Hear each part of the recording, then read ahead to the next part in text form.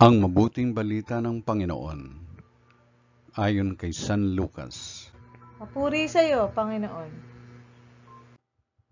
Noong panahong iyon, sinabi ni Jesus sa kanyang mga alagad, ang pagparito ng anak ng tao ay matutulad sa kapanahunan ni Noe. Noon, ang mga tao'y nagsisikain at nagsisiinom, nag-aasawa hanggang sa araw na sumakay si Noe sa daong. Dumating ang baha at namatay silang lahat.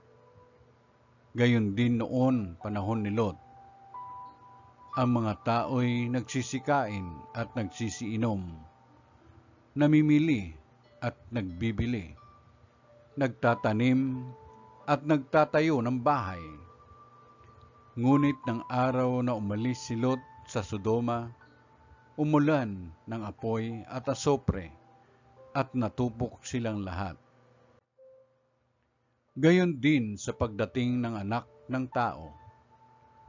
Sa araw na iyon, ang nasa bubungan ay huwag nang bumaba upang kunin ang kanyang mga ari-arian sa loob ng bahay. Ang nasa bukid ay huwag nang umuwi. Alalahanin ninyo ang nangyari sa asawa ni Lot. Ang sinumang magsikap na iligtas ang kanyang buhay ay mawawalan nito. Ngunit ang sinumang mawalan ng kanyang buhay ay siyang makapagliligtas nito.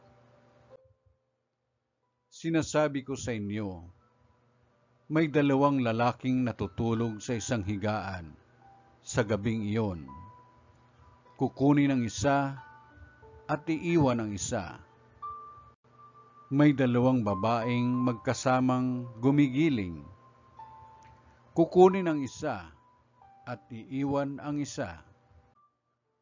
May dalawang lalaking gumagawa sa bukid.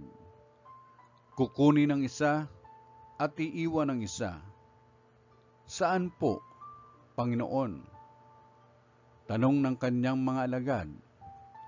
Sumagot siya, kung saan naroon ang mga bangkay, doon naman nagkakatipon ang mga buwetre.